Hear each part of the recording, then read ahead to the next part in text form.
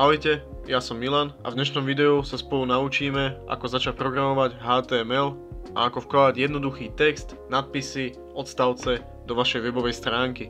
Toto video vzniklo ako učebná pomôcka pre strednú priemyselnú školu dopravnú v Trnave.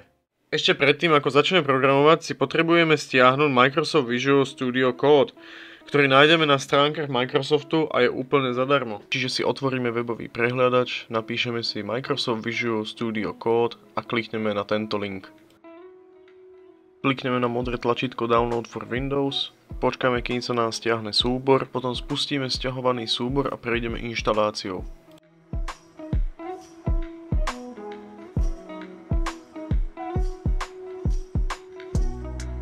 Rovno sa nám spustí Microsoft Visual Studio Code, avšak my ešte musíme si založiť zložku na našej pracovnej ploche s názvom Projekt 2. Do tejto zložky si budeme ukladať náš HTML dokument.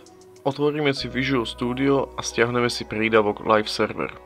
Vďaka tomuto prídavku budeme môcť vidieť, čo sa na našej web stránke deje. Po stiahnutí tohto prídavku v ľavom hornom rohu dáme File, Open Folder a nájdeme priečinok Projekt 2 na pracovnej ploche.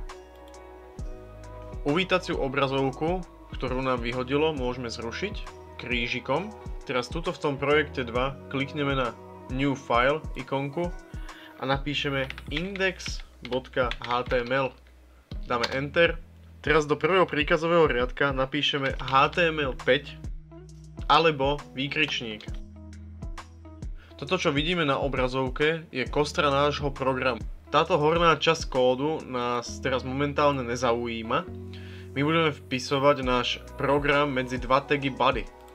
Aby sme vytvorili nadpis pre našu web stránku, použijeme tagy H1, medzi ktoré budeme písovať nami požadovaný text.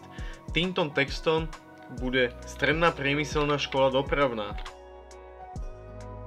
Potom stlačíme Go Live v pravom dolnom rohu a otvorí sa nám webový prehliadač. Vidíme, že nadpis je teraz Stredná priemyselná škola dopravná.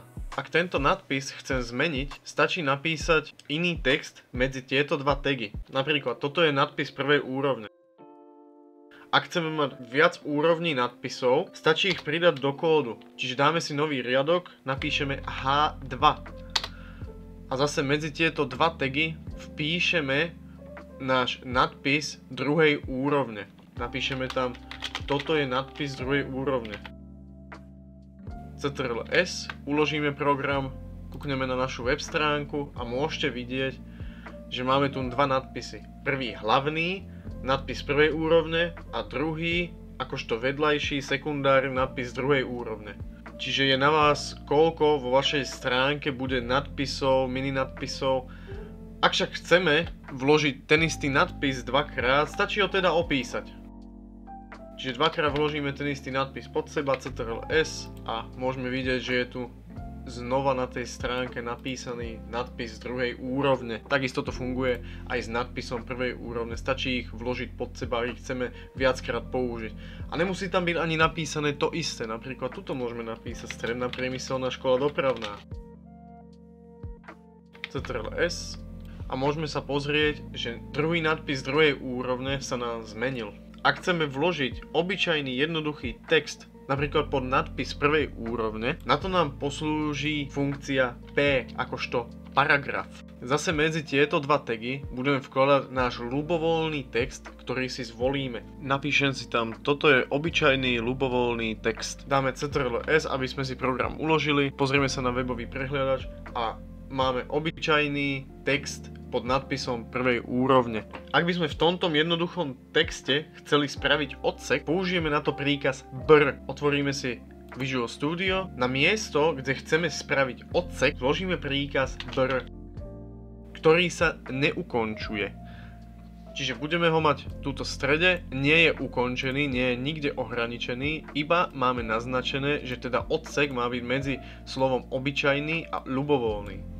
Dáme Ctrl+S, pozrieme sa na našu web stránku a môžete vidieť, že text sa nám rozdelil do dvoch odsekov. To bude pre dnešné video všetko, ja dúfam, že sa vám páčilo, že vás pobavilo a že ste si z neho aj niečo odniesli. Majte sa, čaute.